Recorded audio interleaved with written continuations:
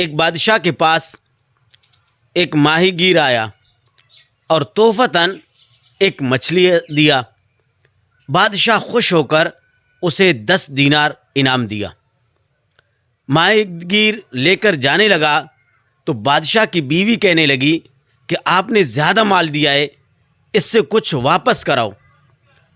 بادشاہ کہنے لگا کہ کس طرح؟ بیوی کہنے لگی کہ آپ اس سے پوچھے کہ یہ مچھلی نر ہے یا مادہ۔ اگر وہ نر کہے تو آپ کہنا مجھے مادے کی ضرورت تھی، اور اگر وہ مادہ کہے تو آپ کہنا مجھے نر کی ضرورت تھی۔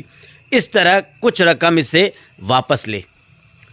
بادشاہ نے ماہی گیر کو بلایا اور کہنے لگا کہ یہ مچھلی مادہ ہے یا نر؟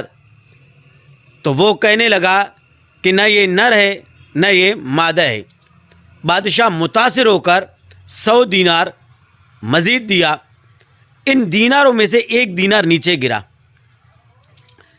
جیسے ہی گرا تو یہ ماہی گیر دوڑ کر اسے اٹھایا تو بادشاہ کی بیوی بادشاہ سے کہنے لگی کہ دیکھے کتنا کنجوس شخص ہے کہ اتنے پیسے ملنے کے باوجود بھی 1 دینار کے لیے اتنے نیچے گر گئے۔ بادشاہ نے دوبارہ بلا کر ماہی گیر سے پوچھا کہ یہ کون سی حرکت ہے کہ 1 دینار کے لیے آپ دوڑے؟ ماہی گیر کہنے لگا بادشاہ مجھے دینار کی فکر نہیں تھی، بلکہ اس دینار پر آپ کا لکھا ہوا نام کی تعظیم ادب کی وجہ سے میں اسے اٹھانے کے لیے دوڑا۔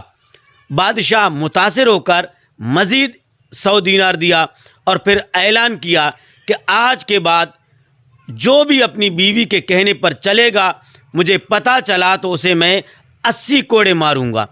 اور عمر فاروق رضی اللہ تعالیٰ عنہ کا فرمان ہے کہ عورت کے مشورے کی مخالفت کرو، اللہ تمہیں برکت عطا فرمائے گا۔ اور نبی کریم صلی اللہ علیہ وسلم نے ارشاد فرمایا کہ جو قوم عورت کو حکمران بنائے وہ قوم تباہ و برباد ہو جاتی ہے۔ اسی طرح جس گھر کے اندر عورت کی سربراہی ہوتی ہے، مرد سے آگے جانے کی کوشش کرتی ہے، تو وہ گھر بھی کبھی کامیاب نہیں ہوتا، کیونکہ الرجال قوامون علی النساء، اللہ تعالیٰ نے حاکم مرد کو بنایا ہے، عورت کو نہیں۔